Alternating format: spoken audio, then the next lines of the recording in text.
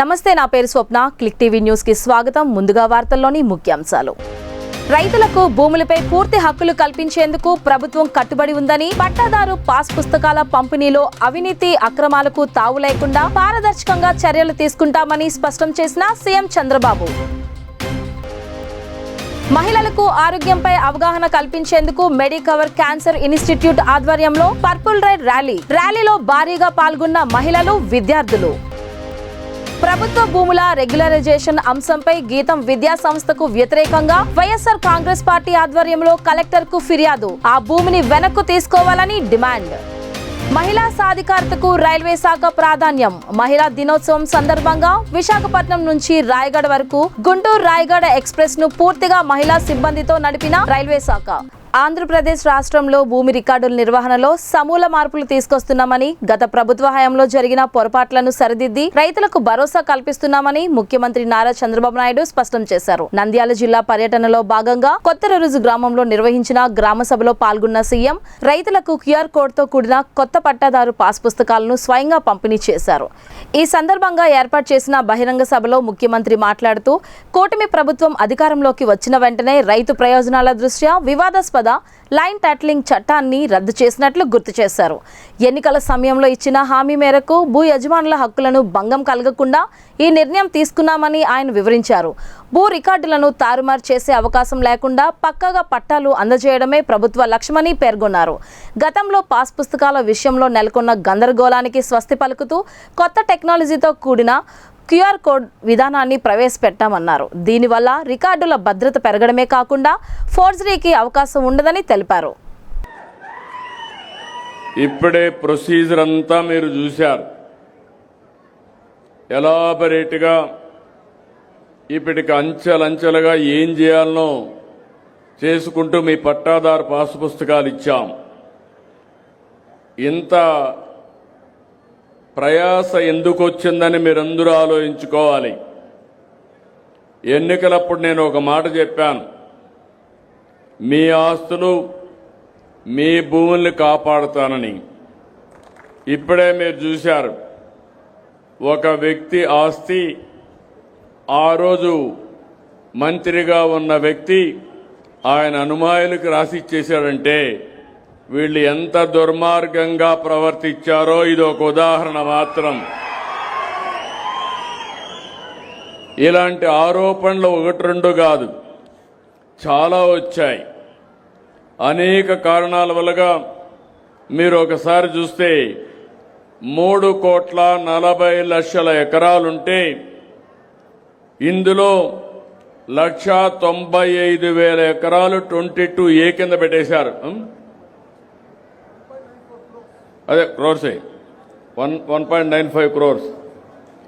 మొత్తం కలిసి 3,40,00,000 ఎకరాలు రాష్ట్రంలో ఉండే భూమి అంతా. దీంట్లో 22A కింద ఎస్టేట్ భూమనో, గవర్నమెంట్ భూమనో, ఇనాం భూమనో వేరియస్ పెట్టి 1,95,00,000 ఎకరాలు పెట్టారు. ఇంకో పక్క గవర్నమెంట్ ల్యాండ్ దీంట్లో చూస్తే 98 లక్షలు ఉంది. ఇంకా పోను 97 లక్షల ఎకరాలు దగ్గర ప్రైవేట్ భూములు ఎక్కడికక్కడ ఇష్టానుసారంగా చేసే పరిస్థితికి వచ్చారు. ఇవన్నీ నేను ముఖ్యమంత్రి కాకమునుపు వచ్చినప్పుడు మీరు చూశాను. ఆనాటి పరిస్థితులన్నీ అధ్యయనం చేస్తే చాలా దుర్మార్గంగా చేశారు. ఆ రోజు చేసినప్పుడు మామూలు వ్యవహారం కాదు. ఆ రోజు వీళ్ళు చేసింది ఒక ల్యాండ్ టైటిలింగ్ యాక్ట్ అని తీసుకొచ్చారు. ల్యాండ్ టైటిలింగ్ యాక్ట్ తీసుకొచ్చి అందులో వీళ్ళ సొంత అధికారులు పెట్టుకొని ఎంఆర్ఓ ఉండడు, కలెక్టర్ ఉండడు, దీనిపైన మీరు అప్పీలు కూడా పోవడానికి వీలు లేదు. కడాన మీ భూమి మీ చేతుల్లో లేకపోయినా మీకు లేకపోయినా అడిగే దిక్కు లేకుండా చేస్తే ఇదే జిల్లాలో పాండ్యం నియోజకవర్గంలో నేను చాలా బాధపడి పట్టాదారు పాసు పుస్తకాన్ని కాల్చి ల్యాండ్ టైటిలింగ్ యాక్ట్ రద్దు చేస్తానని ఆ రోజు మీ అందరికీ హామీ ఇచ్చాను. ఆ చట్టాన్ని కాల్చాను. గవర్నమెంట్ వస్తానే నేను మొట్టమొదటిసారిగా ఆ ల్యాండ్ టైటిలింగ్ యాక్ట్ని రద్దు చేశాను. రెండో విషయం మీరు గుర్తుపెట్టుకోవాలి, భూమి మీది మీ నాన్న ఇచ్చాడు, మీ పూర్వీకులు ఇచ్చారు, లేకుంటే కష్టపడి భూమి మీరు కొనుక్కున్నారు. ఆ భూమి మీద ఆ పట్టాదారు పాస్ పుస్తకాలు వీళ్ళ ఫోటో వేసుకున్నారు. అంటే భూమి మీది వీళ్ళ ముఖం మీరు చూడాల నిద్ర లేస్తానే. ఇది ఎక్కడ న్యాయమో నాకు అర్థం కాలేదు. ఇది ఒక పెద్ద ఫోటోల పిచ్చ. ఆ ఫోటోల పిచ్చితో మీ జీవితాలతో ఆడుకునే పరిస్థితికి వచ్చారు.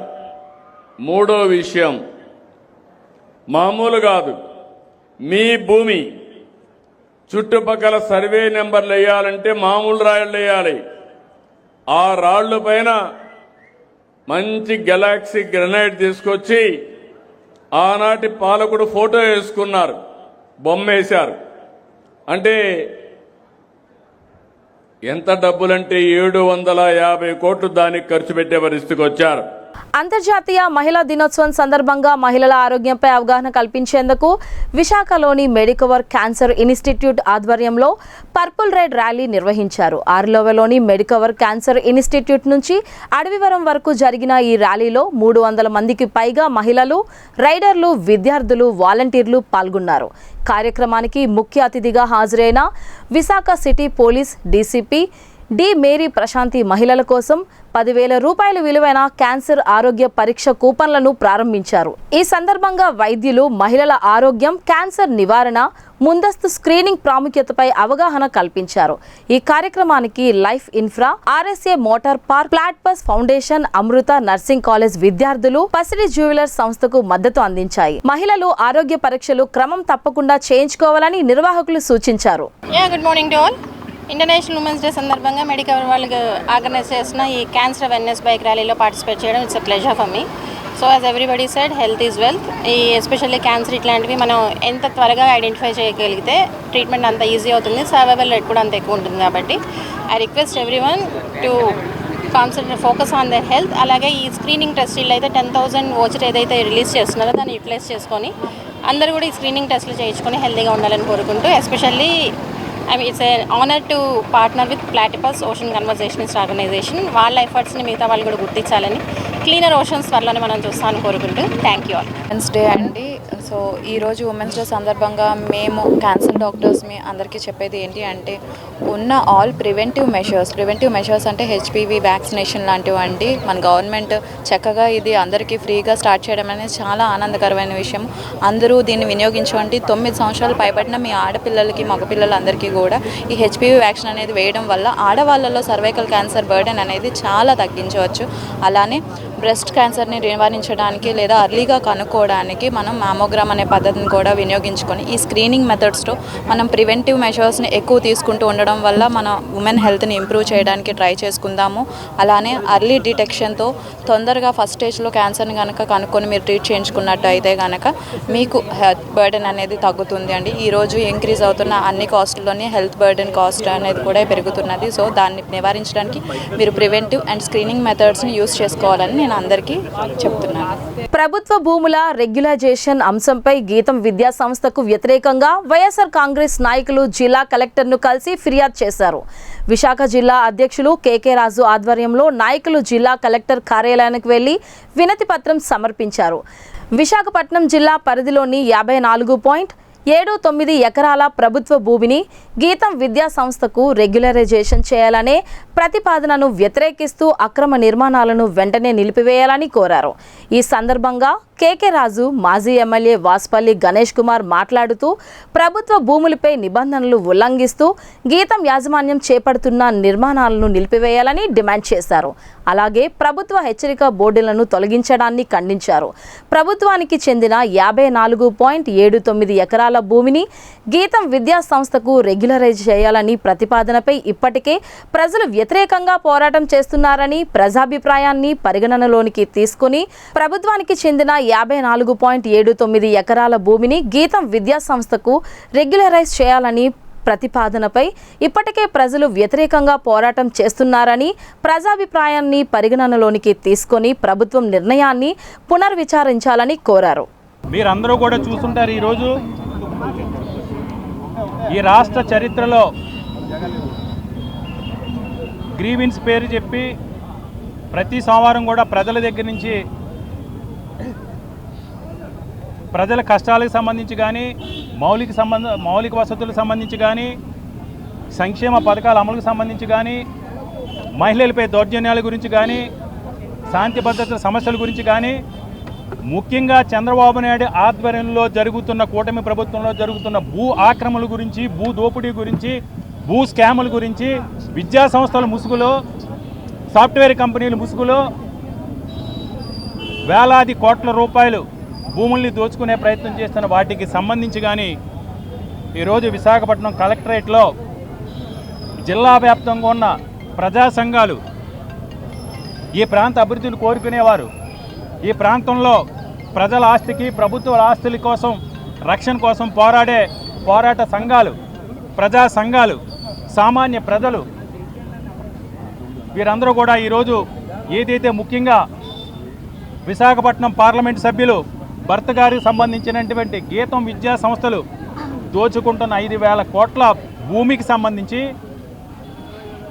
ఆ ఎస్ఐండ్ భూములు, ఆ కొండపోరంపోకు భూములు, ఆ గడ్డపోరంపోకు భూములకు సంబంధించి కోర్టులో వివాదాల్లో ఉంటే అధికార దుర్వినియోగ పాల్పడి చంద్రబాబు నాయుడు గారి బంధు ప్రీతితో ఒక దౌర్జన్యకాండతో జీవీఎంసీ కౌన్సిల్లో వైఎస్ఆర్ కాంగ్రెస్ పార్టీకి సంబంధించిన కార్పొరేటర్లు కానీ, కూటమిలో ఉన్న కొంతమంది వ్యతిరేకించిన కార్పొరేటర్లు కానీ అనగదొక్కి వారిపై దౌర్జన్యం చేసి కౌన్సిల్లో ఒప్పందం చేసుకున్న తర్వాత ఈ విషయం కోర్టులో పెండింగ్ ఉండి ఒకవైపు ఆ భూ ఆక్రమణలకు, ఆ భూ క్రమబద్ధీకరణకు సంబంధించి ప్రజలు పెద్ద ఎత్తున పోరాటం చేస్తూ ఉంటే ఈరోజు ఆ భూమిలో రెవెన్యూ అధికారులు ఏర్పాటు చేసిన ప్రభుత్వ బోర్డుల్ని, ఇవి ప్రభుత్వ భూములు, ఆక్రమణదారులు శిక్షార్హులు అని రెవెన్యూ అధికారులు ఏర్పాటు చేసిన బోర్డుల్ని, ఆ ఫెన్సింగ్ని, ఆ హద్దుల్ని అన్నిటినీ కూడా గీతం యాజమాన్యం తొలగించి గత వారం రోజులుగా అధికార దుర్వినియోగాలకు పాల్పడి ఇది ప్రజాస్వామ్యం కాదు,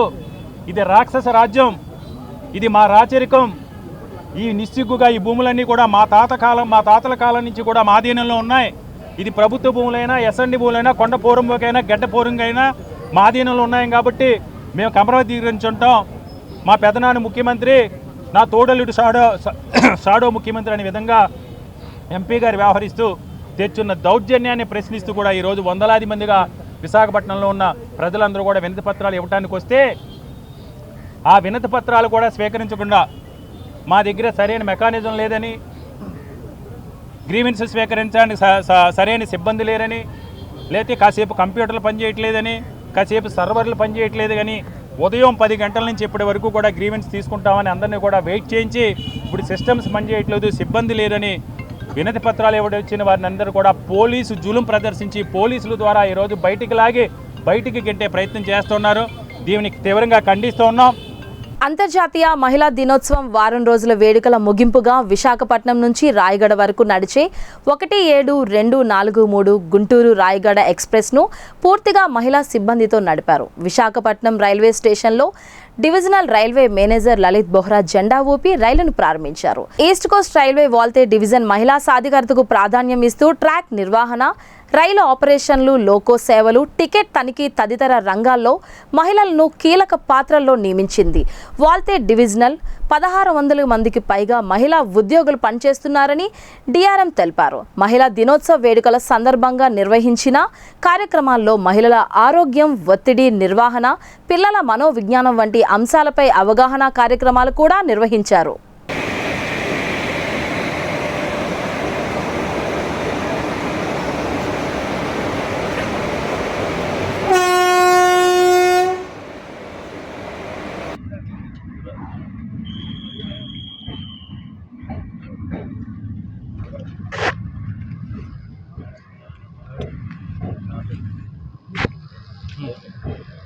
విశాఖపట్నం నగరంలోని గ్రేటర్ మున్సిపల్ కార్పొరేషన్ పరిధిలోని 26వ వార్డు విద్యుత్ నగర్ ప్రజా ఆరోగ్య కేంద్రంలో 14 ఏళ్ల బాలికలకు హెచ్పివి టీకాలు వేశారు.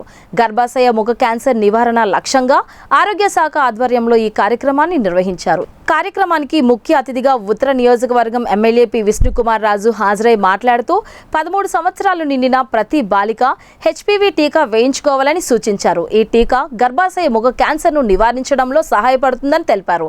ఈ కార్యక్రమంలో జిల్లా వైద్య ఆరోగ్య అధికారి జగదీశ్వరరావు, 26వ వార్డు కార్పొరేటర్ ముక్కా శ్రావణి, ప్రజా ఆరోగ్య కేంద్రం సిబ్బంది పాల్గొన్నారు. ఈరోజు నార్త్ నియోజకవర్గంలో హెచ్పివి వ్యాక్సినేషన్ వేయటం మొదలుపెట్టడం జరిగింది. ప్రధానమంత్రి నరేంద్ర మోడీ గారు సహకారంతో అది సుమారు 3,000 నుంచి 4,000 రూపాయలు ఉండే వ్యాక్సినేషను ఎవరైతే చిన్నపిల్లలు ఉన్నారో అంటే 14 నుంచి 15 సంవత్సరాలు వయసున్న ప్రతి ఒక్క మహిళకి, ప్రతి ఒక్క ఆడపిల్లకి ఈ వ్యాక్సినేషన్ వెయ్యాలనేది భారతదేశ ప్రధానమంత్రి నరేంద్ర మోడీ గారు నిర్ణయము.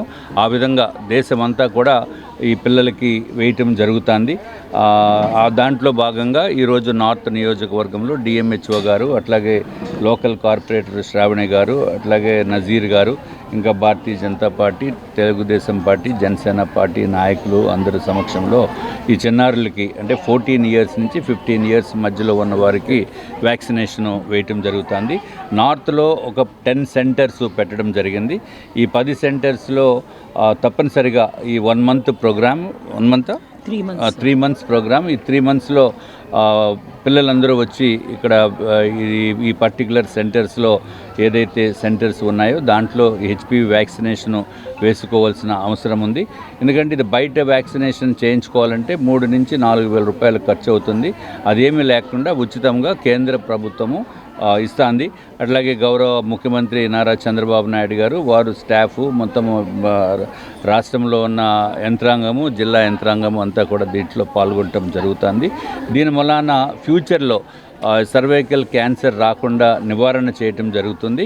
ఈ భారతదేశంలో సుమారు 77,000 నుంచి 80,000 మంది ప్రతి సంవత్సరము కేవలము సర్వైకల్ క్యాన్సర్ తోటి చనిపోవటము జరుగుతుంది. అంటే ప్రతి సంవత్సరము సుమారు 80,000 మంది చనిపోతున్నారంటే ఇది చాలా బాధాకరమైన విషయము. అటువంటిది మనము ఫ్యూచర్లో ఇటువంటి ఇబ్బందులు రాకూడదనే ఉద్దేశంతో హెచ్పివి వ్యాక్సినేషన్ చేయటము జరుగుతుంది. అంటే ప్రతి గంటకి కూడా సుమారు 9 మంది చనిపోవటం జరుగుతుంది భారతదేశంలో.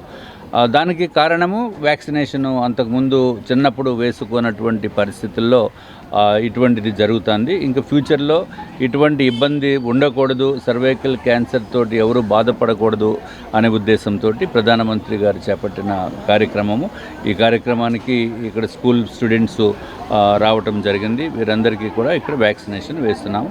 ఇక అందరికీ కూడా ధన్యవాదములు. ప్రతి ఒక్కరు కూడా ఈ అవకాశాన్ని సద్వినియోగం చేసుకోవాల్సిన నెసెసిటీ ఉంది. మీ పిల్లల భవిష్యత్తు బాగుండాలి, ఫ్యూచర్ బాగుండాలి.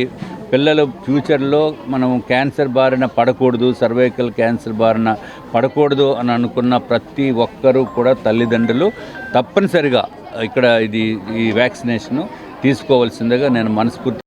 ప్రజా సమస్యల పరిష్కార వేదిక పబ్లిక్ గ్రీవెన్స్ రెడ్రెసల్ సిస్టంలో వచ్చిన అర్జీలపై ప్రత్యేక దృష్టి పెట్టి శాశ్వత పరిష్కారం చూపాలని జిల్లా కలెక్టర్ ఎంఎన్ హరీందర్ ప్రసాద్ అధికారులను ఆదేశించారు.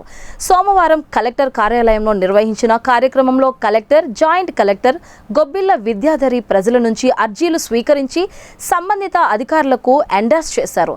అర్జీలు పునరావృతం కాకుండా అధికారులు సమీక్షలు నిర్వహించి సమస్యలను త్వరితగతిన పరిష్కరించాలని సూచించారు. కార్యక్రమంలో ఇన్ఛార్జ్ డిఆర్ఓ శేష శైలజ, ఏడీసీ సత్యవేణి తదితర జిల్లా అధికారులు పాల్గొన్నారు.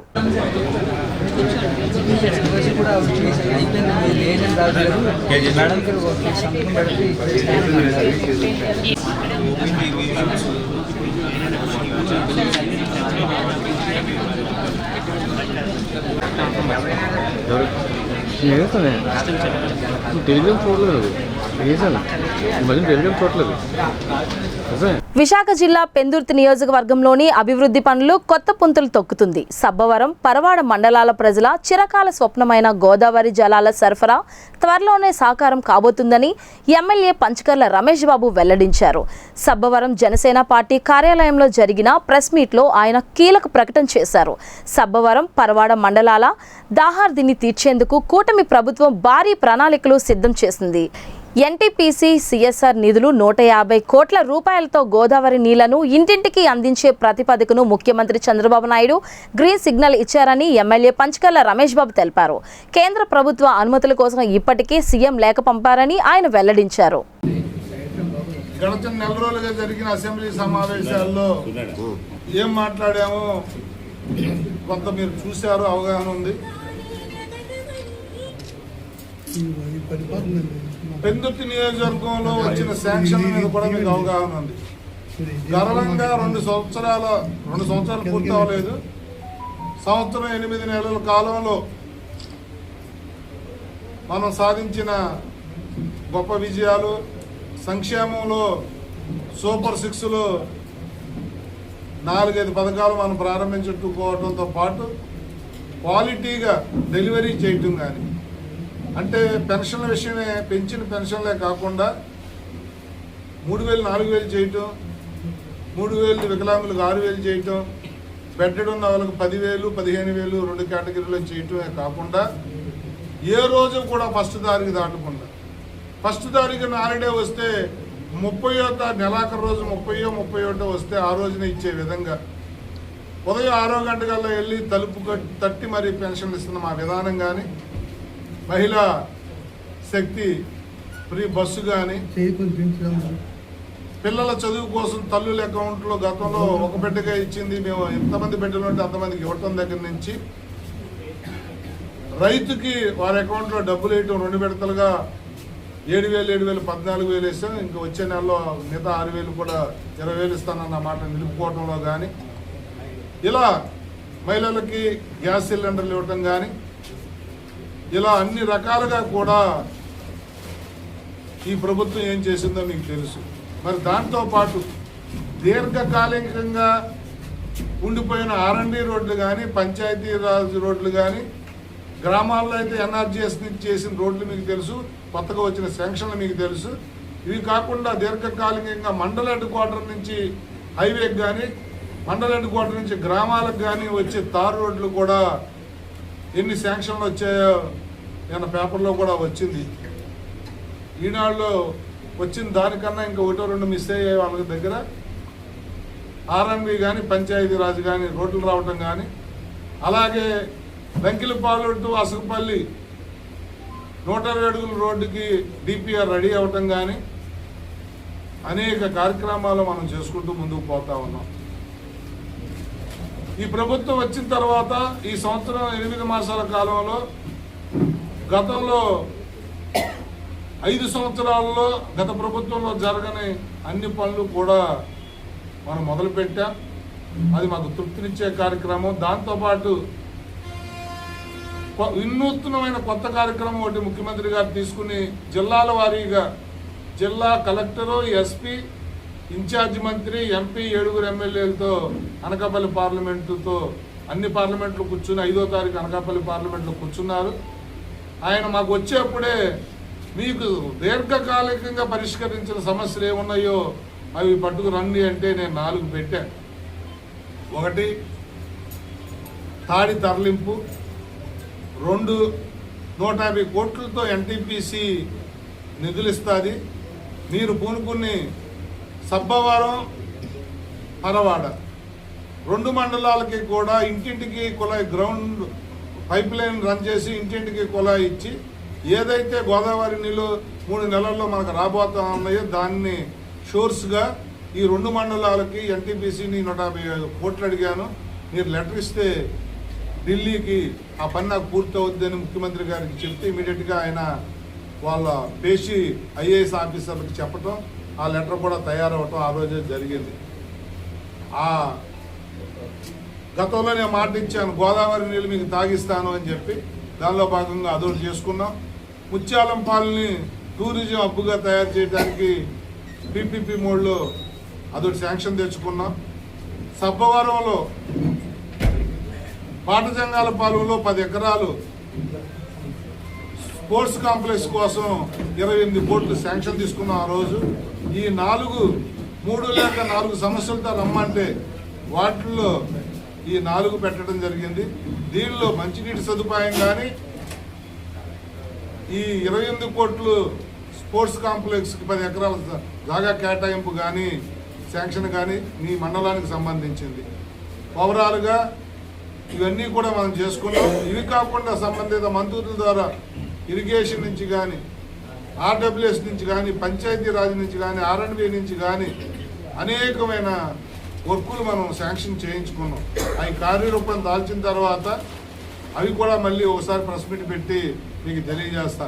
ఎందుకంటే నిరంతరం అభివృద్ధి సంక్షేమమే ఎజెండాగా ముందుకెళ్తా ఉన్నాం. తప్పకుండా ఓటేసి భారీ మెజార్టీ ఇచ్చిన ఈ ప్రజలను మన్ననలు పొందే విధంగా మేము కార్యక్రమాలు చేస్తూనే ఉంటాం. మా కాల పరిమితి పూర్తయ్యేసరికి ఎక్కడ ఒక్క వర్క్ మిగిలిపోయింది అనుకునే చేసే బాధ్యత మాది అని కూడా తెలియజేస్తా ఉన్నాం. ఈ అభివృద్ధి సంక్షేమం కోసం గత నెల రోజుల్లో అసెంబ్లీలో మాట్లాడి కూడా అనేక సమస్యల మీద, పొల్యూషన్ మీద కానీ, ఉద్యోగ ఉపాధి అవకాశాల మీద కానీ, అంగన్వాడీలు గతంలో ఆ ప్రభుత్వం వాళ్ళని హింసించింది, కొన్ని చట్టాలు తెచ్చి వాళ్ళ ఉద్యోగాల కోసం, వాళ్ళ పదోన్నతి కోసం, వాళ్ళ జీతాలు పెంచడం కోసం కార్యక్రమాలు చేస్తే సచివాలయ సిబ్బందితో తాళాలు పగలగొట్టించి వాళ్ళ విధులు నిర్వర్తించిన కార్యక్రమాలు కూడా ఇవన్నీ కూడా అసెంబ్లీలో ఎత్తాను. ఇవన్నీ కూడా ఆ ఉద్యోగస్తులకు కానీ, అలాంటి ఉద్యోగస్తులకు ఎంతోమందికి ఉపయోగకరంగా ఉండాలనేది కూడా మాట్లాడా. అలాగే పంచాయతీరాజ్ మంత్రి ఏం చేశాడు, ఆయన వల్ల ఈ సంవత్సరాల కాలంలో జరిగిన మేలు ఏంటి అనే దాని మీద కూడా సుదీర్ఘంగా ప్రసంగించడం జరిగింది. ఇవన్నీ కూడా దేనికి అంటే ఈ ఎన్డీఏ కూటమి వచ్చిన తర్వాత ఈ రాష్ట్రానికి ఏం చేసింది, జిల్లాకి ఏం చేసింది, మన ప్రాంతానికి ఏం చేసింది అనేది కూలంకుషంగా ఈ అసెంబ్లీ సక్సెస్ఫుల్గా కంప్లీట్ అయిందనే దాంట్లో మాకేమాత్రం అనుమానం లేదు. అవన్నీ మీతో పంచుకోవాలన్నది ఒక ఎజెండా. వార్తలు ముగించే ముందు హెడ్లైన్స్ మరోసారి. రైతులకు భూములపై పూర్తి హక్కులు కల్పించేందుకు ప్రభుత్వం కట్టుబడి ఉందని, పట్టాదారు పాస్ పుస్తకాల పంపిణీలో అవినీతి అక్రమాలకు తావు లేకుండా పారదర్శకంగా చర్యలు తీసుకుంటామని స్పష్టం చేసిన సీఎం చంద్రబాబు. మహిళలకు ఆరోగ్యంపై అవగాహన కల్పించేందుకు మెడికవర్ క్యాన్సర్ ఇన్స్టిట్యూట్ ఆధ్వర్యంలో పర్పుల్ రైడ్ ర్యాలీలో భారీగా పాల్గొన్న మహిళలు, విద్యార్థులు. ప్రభుత్వ భూముల రెగ్యులరైజేషన్ అంశంపై గీతం విద్యా సంస్థకు వ్యతిరేకంగా వైఎస్ఆర్ కాంగ్రెస్ పార్టీ ఆధ్వర్యంలో కలెక్టర్ కు ఫిర్యాదు. ఆ భూమిని వెనక్కు తీసుకోవాలని డిమాండ్. మహిళా సాధికారతకు రైల్వే శాఖ ప్రాధాన్యం. మహిళా దినోత్సవం సందర్భంగా విశాఖపట్నం నుంచి రాయగఢ వరకు గుంటూరు రాయగఢ ఎక్స్ప్రెస్ ను పూర్తిగా మహిళా సిబ్బందితో నడిపిన రైల్వే శాఖ. ఇవి బులెటిన్ అప్డేట్స్. మరిన్ని వార్తలతో మళ్ళీ కలుద్దాం. అంతవరకు సెలవు. నమస్తే.